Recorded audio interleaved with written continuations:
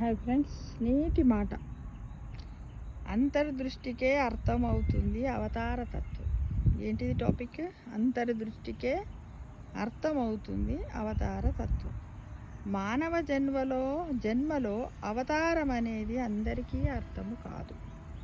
అది అర్థము కావాలి అంటే మనకు కొన్ని అతీంద్రియమైన కొన్ని శక్తులు కావాలి.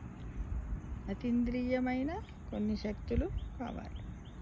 అవతార తత్వము బుద్ధికి అతీతమైనది. భగవత్ విషయాన్ని నిజమైన విశ్వాసంతో తెలుసుకోవాలి. అది విమర్శతో తెలియదు. దశేంద్రియాలు పనికిరావు. దీన్ని గుర్తించటానికి అంతర్దృష్టిని పెంచుకోవాలి.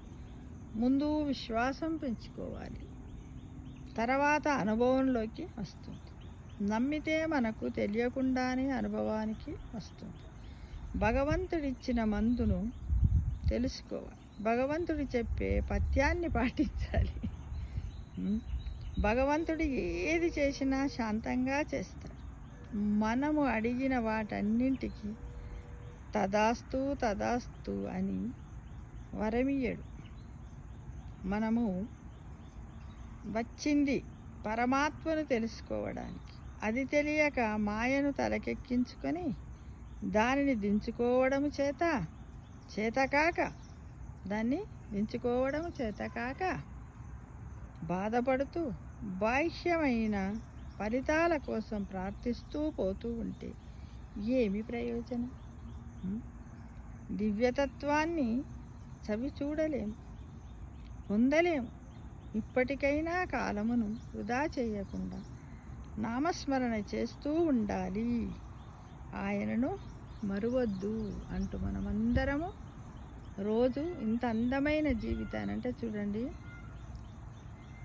సమస్త ప్రాణకోట్లలో కూడా తెలివైన వాళ్ళు ఎవరు అంటే మానవుడే ఇంత ఉన్నత స్థితిలో ఉన్నాడు కదా, చాలా మేధావి. కాబట్టి మనము దివ్యత్వాన్ని చవి చూడలేము, పొందలేం కూడా. కాబట్టి మనం కాలాన్ని వృధా చేయకుండా మనం ఎల్లప్పుడూ కూడా ఇంత చక్కటి జీవితాన్ని ప్రసాదించిన భగవంతుణ్ణి ఎల్లవేళ నామస్మరణ చేస్తూ ఉండాలని ఈ వీడియో ద్వారా మనము తెలుసుకుంటున్నాం విషయాలను.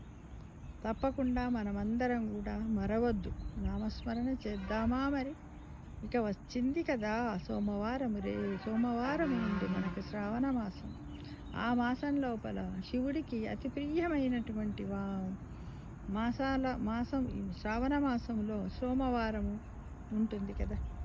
ఆ రోజు మనమందరము ఆ రోజు నుంచి అయినా మనము నామస్మరణ చేయడానికి ఒక టైం టేబుల్, ఒక ప్రణాళికని ఏర్పరచుకుందామా ఫ్రెండ్స్?